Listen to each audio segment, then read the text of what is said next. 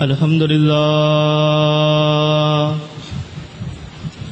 هو الله الذي لا إله إلا هو الرحمن الرحيم هو الله الذي لا إله إلا هو الملك القدوس السلام المؤمن المهيمن العزيز الجبار المتكبر سبحان الله عما يشركون هو الله الخالق البارئ المصور له الأسماء الحسنى يسبح له ما في السماوات والأرض وهو العزيز الحكيم إن الحمد لله نحمده ونستعينه ونستغفره ونعوذ بالله من شرور أنفسنا ومن سيئات أعمالنا من يهده الله فلا مضل له ومن يضلله فلا هادي له وأشهد أن لا إله إلا الله وحده لا شريك له وأشهد أن محمدا عبده ورسوله اللهم صل على محمد وعلى آل محمد كما صليت على إبراهيم وعلى آل إبراهيم إنك حميد مجيد اللهم بارك على محمد وعلى آل محمد كما باركت على إبراهيم وعلى آل إبراهيم إنك حميد مجيد أما بعد فإن خير الحديث كتاب الله وخير الهدي هدي محمد صلى الله عليه وسلم وشر الأمور محدثاتها وكل محدثة بدعة وكل بدعة ضلالة وكل ضلالة في النار أعوذ بالله السميع العليم من الشيطان الرجيم من همزه ونفخه ونفسه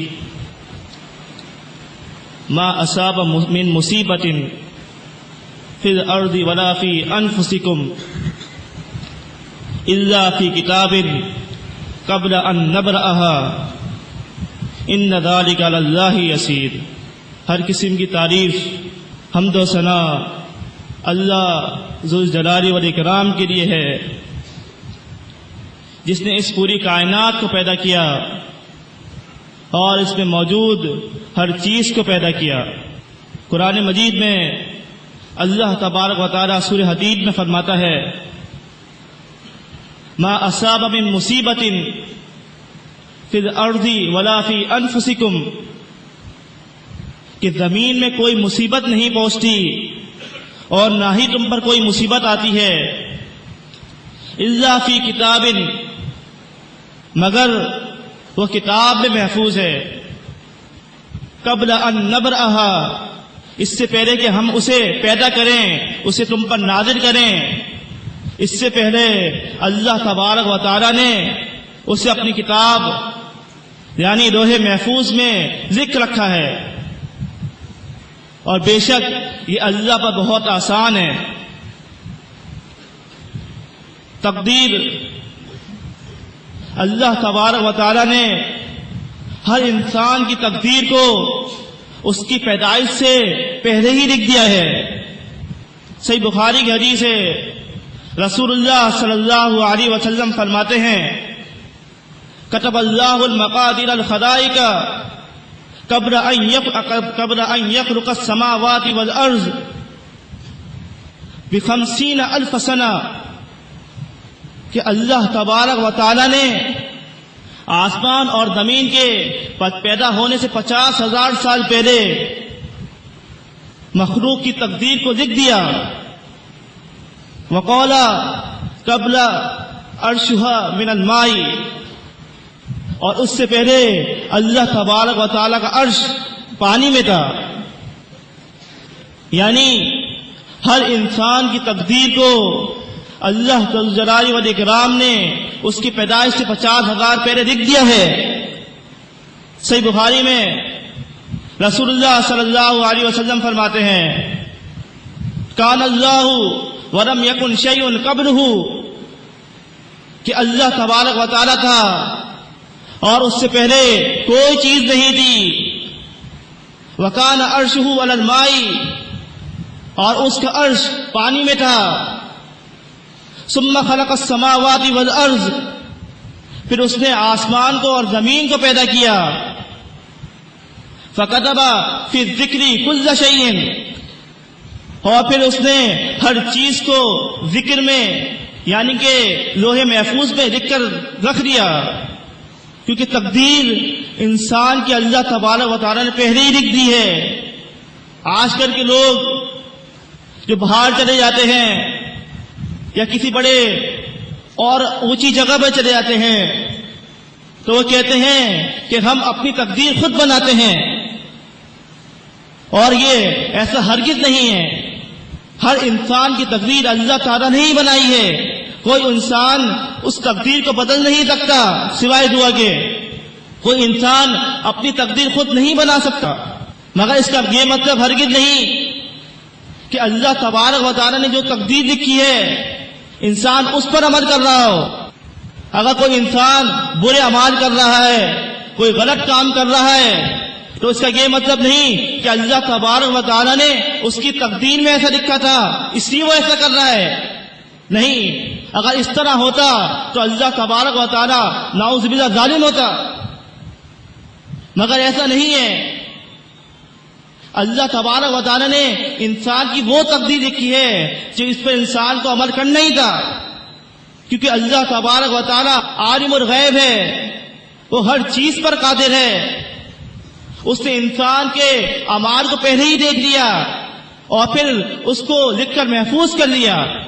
ایسا نہیں ہے کہ انسان اللہ کی لکھی ہوئی بات پر عمل کر رہا ہو، بلکہ انسان وہی عمل کر رہا ہے، مگر اللہ تعالیٰ نے اس کے اعمال کو پہلے سے جان کر اپنے پاس لکھ کر محفوظ کر لیا. صحیح مسلم کتاب القدر، حضرت جابر رضی اللہ تعالیٰ عنہ کہتے ہیں کہ رسول اللہ صلی اللہ علیہ وسلم کے پاس سراقہ بن مالک بن جشم رضی اللہ تعالیٰ عنہ آئے.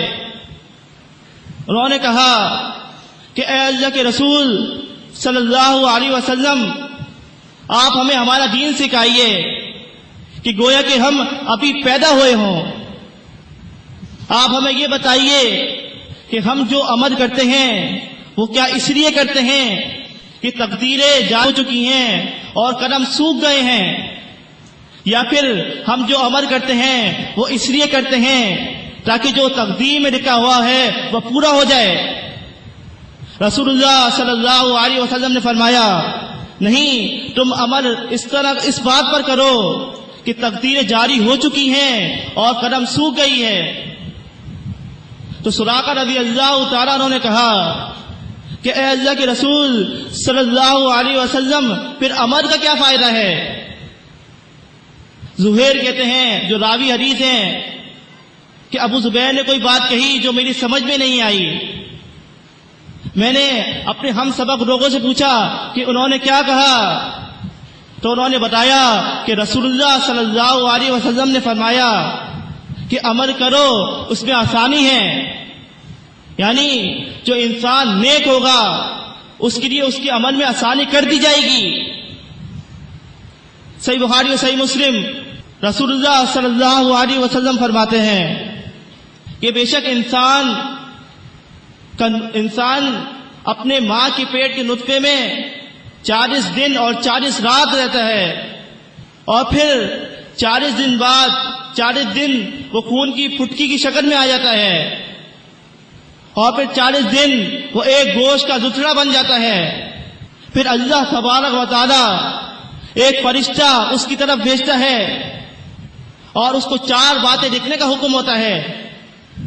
فَيَكْتُبُ، پھر وہ لکھتا ہے، وَرِزْقُهُ، اس کا رزق، وَعَمَلُهُ، اس کا عمل، وَأَجَلُهُ، اور اس کی موت، وَشَقِيٌّ أَمْ سَعِيدٌ، اور وہ لکھتا ہے کہ وہ نیک وقت ہوگا یا بد وقت ہوگا. پھر فَيُنْفِقُ فِيهِ الرُّوحُ، اور پھر اس میں روح پھونک دی جاتی ہے. پھر تم اپنے آپ میں کسی انسان کو دیکھو گے کہ وہ عمل کرتا ہے جنتیوں کی طرح، اس کے اعمال جنتیوں کی طرح ہوتے ہیں، اور اس کے اور جنت کے درمیان صرف ایک ہاتھ کا فاصلہ رہ جاتا ہے، پھر اس کا لکھا ہوا، اس کی تقدیر کا لکھا ہوا اس کے اوپر غالب آتا ہے، اور پھر وہ دوزخیوں جیسے عمل شروع کر دیتا ہے، فیدخل النار، اور پھر وہ دوزخ میں داخل ہو جاتا ہے۔ تم دیکھو گے ایک شخص کو کہ جو دوزخیوں جیسے عمل کرتا ہے، پھر اس کے اوپر اس کا لکھا ہوا غالب آتا ہے، اور پھر وہ جنتیوں جیسے عمل شروع کر دیتا ہے۔ اس سے پہلے اس کے اور دوزخ کے درمیان ایک ہاتھ کا فاصلہ رہ چکا ہے، مگر پھر اس کے اوپر اس کا لکھا ہوا غالب آتا ہے، اور وہ جنتیوں جیسے عمل شروع کر دیتا ہے، اور پھر وہ جنت میں داخل ہو جاتا ہے۔ یعنی کہ انسان کی تقدیر کا کسی کو کوئی علم نہیں ہے۔ ہماری نظر میں کوئی شخص دوزخی ہو سکتا ہے یا کوئی شخص جنتی ہو سکتا ہے، اس کے اعمال سے بظاہر یہی لگتا ہے کہ وہ جنتی ہے، مگر کیا پتا اس کی تقدیر میں دوزخ لکھا ہوا ہو۔ کہ صحیح مسلم کی حدیث ہے، رسول اللہ صلی اللہ علیہ وسلم نے فرمایا کہ اللہ تبارک و تعالی نے تم میں سے ہر ایک شخص کا ٹھکانہ مقرر کر دیا ہے، لکھ دیا ہے کہ وہ جنت میں جائے گا یا دوزخ میں جائے گا، اور اس نے یہ بھی لکھ دیا ہے کہ وہ نیک وقت ہوگا یا بد وقت ہوگا۔ تو کسی شخص نے پوچھا کہ اے اللہ کے رسول صلی اللہ علیہ وسلم، پھر عمل کا کیا فائدہ؟ انسان اپنی قسمت پر بھروسہ کر کے بیٹھ جائے کہ میری قسمت میں جیسا لکھا ہے میں ویسے عمل کروں گا۔ رسول اللہ صلی اللہ علیہ وسلم نے فرمایا کہ نہیں، تم عمل کرو، نیک وقت کے لیے نیکی کے عمل آسان کر دی جائیں گے، اور بد وقت کے لیے بدی کے عمل آسان کر دی جائیں گے۔ پھر رسول اللہ صلی اللہ علیہ وسلم نے یہ آیت تلاوت کی، فَأَمَّا مَنْ آتَى وَاتَّقَى، کہ رہا وہ شخص کہ جس نے صدقہ عطا کیا اور ڈر گیا، وَصَدَّقَ بِالْحُسْنَى، اور اس نے اچھی بات کی تصدیق کی، فَسَنُيَسِّرُهُ لِلْيُسْرَى، تو ہم اس کے لیے نیکی کے عمل کو آسان کر دیں گے۔ وَأَمَّا مَنْ بَخِلَ وَاسْتَغْنَى، اور رہا وہ دوسرا شخص کہ جس نے بخل کیا اور لاپرواہی کی، فَكَذَّبَ بِالْحُسْنَى، اور اس نے اچھی بات کی تکذیب کی، اسے جھٹلایا، فَسَنُيَسِّرُهُ لِلْعُسْرَى، تو ہم اس کے لیے برائی کے اعمال آسان کر دیں گے۔ گویا کہ اللہ تبارک و تعالی نے ہماری تقدیر میں لکھ تو دیا ہے کہ ہم کیسے عمل کریں، اور پھر جو نیک لوگ ہیں ان کے لیے راہ ہموار بھی کر دی ہیں، ان کو نیکی کے راستے آسان کر دیے ہیں تاکہ وہ اپنی تقدیر کے مطابق نیکی کریں، نیک اعمال کریں، اور جو بدبخت ہے جس کی تقدیر میں برائی لکھی ہوئی ہے تو اس کے لیے برائی کے اعمال آسان کر دیے جاتے ہیں، وہ برائی کی طرف چلے جاتا ہے، اور پھر جیسے اس کی تقدیر میں لکھا ہوا ہے وہ برے کام میں جا پڑتا ہے۔ تو تقدیر جو ہے وہ ایک مشکل بات ہے جو سمجھ میں مشکل آتی ہے، مگر ہمارا تقدیر پر ایمان ہونا چاہیے کہ اللہ تبارک و تعالیٰ کے پاس ہماری تقدیر لکھی ہوئی ہے، اور اللہ جانتا ہے کہ ہم جنت میں جائیں گے یا دوزخ میں جائیں گے، مگر ہمیں صرف اپنی تقدیر پر بھروسہ کر کے نہیں بیٹھ جانا چاہیے، بلکہ ہمیں اپنے اچھے اعمال جاری رکھنے چاہیے تاکہ ہماری تقدیر میں جیسا لکھا ہوا ہے ویسا ہی ہو۔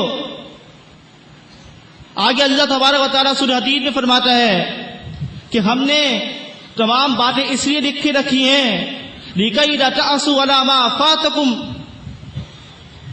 وَلَا تَفْرَحُوا وَآتَاكُمْ وَاللَّهُ لَا يُحِبُّ كُلَّ مُخْتَالٍ فَخُورٍ، کہ ہم نے تمہاری تقدیر اور یہ تمام باتیں جو مصیبتیں تم پر نازل ہونی ہیں وہ پہلے سے اس لیے لکھی رکھی ہیں تاکہ جو رنج تمہیں پہنچتا ہے، جو تکلیف تمہیں پہنچتی ہے اس پہ تم غم نہ کرو۔ یعنی یہ بات ہمیں صبر دے جاتی ہے اگر ہمارے پاس کوئی نقصان ہوتا ہے، کاروبار میں کوئی نقصان ہوتا ہے یا کوئی اور مصیبت پہنچتی ہے، تو ہم یہ کہہ کر صبر کر دیتے ہیں کہ ہماری قسمت میں ایسے ہی لکھا ہوا تھا. یعنی اللہ تبارک و تعالیٰ نے یہ بات اس لیے اپنے پاس محفوظ کر کے رکھی ہے تاکہ انسان اس بات پر صبر کر لے کہ اللہ تعالیٰ نے بہتر ہی لکھا ہوگا کہ اس کی تقدیر میں لکھا ہے ایسا ہی ہونا تھا. وَلَا تَفْرَحُوا بِمَا آتَاكُمْ، اور تم اس بات پر اطراء نہ جانا جو اللہ نے تمہیں دی ہے. یعنی کہ جو اچھائی اللہ تعالیٰ ہمیں دیتا ہے، جو نفع اللہ تعالیٰ ہمیں دیتا ہے، اس بات پر اطراء نہ جانا، کیونکہ اللہ تبارک و تعالیٰ وَاللَّهُ لَا يُحِبُّ كُلَّ مُخْتَالٍ فَخُورٍ، اللہ تبارک و فخر کرنے والے اور گھمنڈ کرنے والوں کو پسند نہیں کرتا. یعنی جو چیز بھی ہمیں ملتی ہے اگر وہ اچھی ہو تو ہمیں اس پہ فخر نہیں کرنا چاہیے، بلکہ اس پہ یہی کہنا چاہیے کہ ہماری قسمت اچھی تھی، یہ تقدیر اچھی تھی کہ اللہ تعالیٰ نے ہماری تقدیر میں اچھائی لکھی تھی، بلکہ اس بات پہ غرور نہیں کرنا چاہیے. اور اگر کوئی نقصان پہنچ جائے تو کوئی تکلیف پہنچ جائے تو اس بات پر یہ کہہ کر صبر کر لینا چاہیے کہ اللہ تعالیٰ نے تقدیر میں ایسے ہی لکھا تھا، قسمت میں ایسے ہی لکھا تھا، ضرور اس میں کوئی بھلائی ہوگی ہمارے لیے. ایک واقعہ صحیح بخاری میں ہے، رسول اللہ صلی اللہ علیہ وسلم نے اپنے اصحاب کو سنایا کہ بنی اسرائیل کے 3 آدمی تھے، ایک اندھا تھا، ایک گنجا تھا اور ایک برس کی تکلیف میں مبتلا تھا. تو اللہ تبارک و تعالیٰ نے ان کی آزمائش کی. اللہ تعالیٰ نے اپنے فرشتہ اس کی طرف بھیجا. وہ فرشتہ برس والے شخص کے پاس گیا اور اس سے پوچھا کہ تجھے کیا مصیبت ہے. اس شخص نے کہا کہ مجھے برس کی بیماری مبتلا ہے، لوگ مجھے ناپسند کرتے ہیں، کوئی میرے قریب نہیں آتا. اس فرشتے نے اس کے جسم پہ ہاتھ پھیرا اور وہ ٹھیک ہو گیا. پھر فرشتے نے کہا کہ تجھے مال میں کیا زیادہ محبوب ہے؟ تو اس شخص نے کہا کہ مجھے اونٹ محبوب ہے. فرشتے نے اسے ایک اونٹ دے دیا، ایک اونٹنی دے دی جو بچے والی تھی. پھر وہ فرشتہ گنجے کی طرف گیا اور اس سے پوچھا کہ تجھے کیا تکلیف ہے، تجھے کیا مصیبت ہے؟ اس نے کہا کہ میرے سر پہ بال نہیں آتے، لوگ مجھے ناپسند کرتے ہیں. فرشتے نے اس کے سر پہ ہاتھ پھیرا اور اس کے بال آ گئے. پھر فرشتے نے پوچھا کہ تجھے مال میں کیا زیادہ محبوب ہے؟ اس نے کہا کہ مجھے گائے زیادہ محبوب ہے. فرشتے نے اسے ایک بچیا دے دی جو بچے والی تھی. پھر وہ فرشتہ اندھے کے پاس گیا اور اس سے پوچھا کہ تجھے کیا مصیبت ہے، تجھے کیا تکلیف ہے؟ اس نے کہا کہ میری آنکھیں نہیں ہیں، مجھے دکھائی نہیں دیتا. فرشتے نے اس کی آنکھ پہ ہاتھ پھیرا اور اس کی بینائی آ گئی. پھر فرشتے نے پوچھا کہ تجھے مال میں کیا زیادہ محبوب ہے؟ اس نے کہا کہ مجھے بکریاں زیادہ محبوب ہیں. فرشتے نے اسے ایک بکری دے دی جو بچے والی تھی. پھر کچھ عرصے بعد اللہ تبارک و تعالیٰ نے اس فرشتے کو ایک انسان کے روپ میں ان کی آزمائش کے لیے بھیجا. وہ فرشتہ برس والے شخص کے پاس آیا اور اس سے پوچھا کہ تمہارے کیا حال ہے؟ اس نے کہا الحمدللہ میں ٹھیک ہوں. فرشتے نے کہا کہ میں ایک مسافر ہوں، مجھے ایک سواری کی ضرورت ہے. اللہ تبارک و تعالیٰ نے تمہیں اونٹ دیے ہیں تو مجھے ایک اونٹ دے دو. اور یاد کرو کہ تم برس کی بیماری میں مبتلا تھے تو اللہ تعالیٰ نے تمہاری اس بیماری کو دور کیا اور تمہیں اونٹوں سے نوازا. وہ شخص گھمنڈ میں آ گیا، وہ فخر میں آ گیا اور وہ اس بات پر اترانے لگا. اس نے کہا کہ یہ جو میرا مال ہے یہ میرے پاس جدی پشتی ہے، مجھے اللہ تعالیٰ نے نہیں دیا اور مجھے کوئی برس کی بیماری نہیں دی. تو فرشتے نے کہا کہ اگر تو جھوٹ کہہ رہا ہے تو اے اللہ اس کا سارا مال ختم کر دے. اللہ تبارک و تعالیٰ نے اس کا سارا مال ختم کر دیا. یہ اس گھمنڈ کی جس بات پر اس نے اترایا اور فخر کیا، یعنی جہاں اللہ تبارک و تعالیٰ نے فرمایا ہے وَلَا تَفْرَحُوا بِمَا آتَاكُمْ، کہ تم اس بات پر اتنا مت جانا جو اللہ تعالیٰ نے تمہیں دی ہے. تو اس اترانے کا، اس فخر کرنے کا یہ نقصان ہوا. پھر وہ اس گنجے کے پاس گیا، اس سے بھی وہی سوال کیا. اس نے بھی یہی کہا کہ یہ مال مجھے جدی پشتی دیا گیا ہے، اللہ تعالیٰ نے مجھے نہیں دیا. فرشتے نے اس کے لیے بھی وہی دعا کی اور اس کا مال بھی اللہ تعالیٰ نے ختم کر دیا. اور پھر وہ اندھے کے پاس گیا. اس اندھے نے اللہ تعالیٰ کی تعریف کی اور اس نے کہا کہ ہاں میں ضرور نابینا تھا، میرے پاس مال و متاع نہیں تھا، اللہ تعالیٰ نے مجھے مال دیا اور مجھے آنکھیں دی، تم جو چاہے اس میں سے لے جاؤ. تو اس فرشتے نے کہا کہ میں اللہ کی طرف سے بھیجا ہوا ہوں، یقیناً تم امتحان میں کامیاب ہو گئے، اللہ تعالیٰ تمہارا مال اور بڑھا. یعنی اس واقعے سے ہمیں یہ بات معلوم ہوئی کہ اگر اللہ تعالیٰ ہمیں کوئی مال دیتا ہے تو یہ اللہ کی طرف سے دیا ہوا ہے اور یہ ہماری تقدیر کا دیا ہوا ہے. مگر ہم اس بات پر گھمنڈ نہ کریں، کوئی فخر نہ کریں، غرور نہ کریں کہ ہمارے پاس ایسا مال ہے، پھر اللہ تعالیٰ کو یہ بات پسند نہیں ہے، پھر اللہ تعالیٰ اس مال کو ختم کر دے گا. تو ہمیں اپنی تقدیر پر ایمان رکھنا چاہیے، جو تقدیر اللہ تعالیٰ نے لکھ دی ہے اس پر عمل کرنا چاہیے اور اس بات کو اپنے ذہن میں رکھنا چاہیے کہ اللہ تعالیٰ نے انسان کی تقدیر اس کی پیدائش سے پہلے ہی لکھ دی تھی. فَأَقُولُ قَوْلِي هَٰذَا لِي وَلَكُمْ اسْتَغْفِرُ اللَّهَ.